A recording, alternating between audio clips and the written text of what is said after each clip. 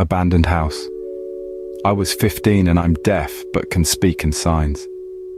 Growing up, there was a house next to my aunt, an old abandoned house with 2 floors and a basement. Me and my cousin loved to explore because my aunt had a large land reaching the end of the woods. So one day, me and my cousin decided to check out the old house. There was no back door since it was ripped off. We entered the living room, which was filled with old furniture and such. It was clear that someone just walked out without taking anything with them.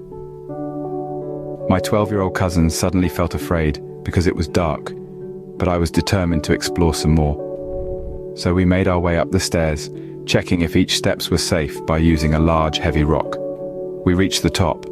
The hallway was empty and there were 3 bedrooms, 1 bathroom.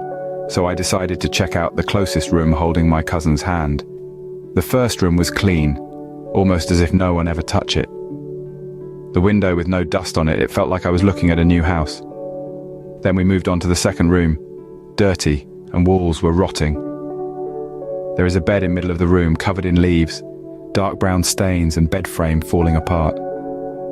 As we were standing in the doorway of the third room, I felt uneasy, almost as if someone was watching us, and I had an urge to throw up. My cousin complained of a rotting smell that wasn't there before. My instinct told me to turn around. I did. There was a black transparent figure in a wheelchair in the first room that was clean. Just staring at me, my cousin froze in spot as I signed to him that someone was at the end of the hall watching us. Then, a voice popped up in my head. "Under the cross!" I was horrified and grabbed my cousin and ran out. As we crossed the wire fence, we found a fresh-looking cross in the ground front of the back entrance. So my cousin, who is very germophobic, makes us wear gloves when we explore.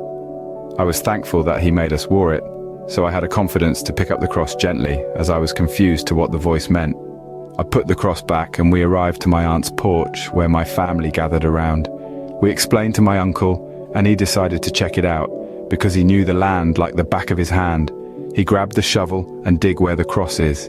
He found a cardboard box opening it up, and there was a deceased cat wrapped in a beautiful pink blanket that I recognized as part of the bed set upstairs in the old house. The box had a note, plastic flowers, and a spell jar surrounding the cat. My uncle, a kind, big man, decided to grab a wooden box from the shed and clean it out before putting the cat and rest of the items in the box, making sure the cat would be comfortable in afterlife. He read the note, finding out the cat had a name, Snow, a 16-year-old cat with a white fur. My uncle buried the cat and used a special tool to carve the name of the cat on the cross. After my uncle questioned his neighbor about the cat, he found out the cat had hung around that house ever since it was abandoned. The house is heavily monitored 24/7 by my uncle and patrol cars. So after checking the cameras, no one buried that cat. The cross just shows up one day. To this day, I'm 19, and my family would often see a ghostly white cat hanging around the property. The house was torn down years later, and my cousins still see black figures and a wheelchair in the middle of the woods.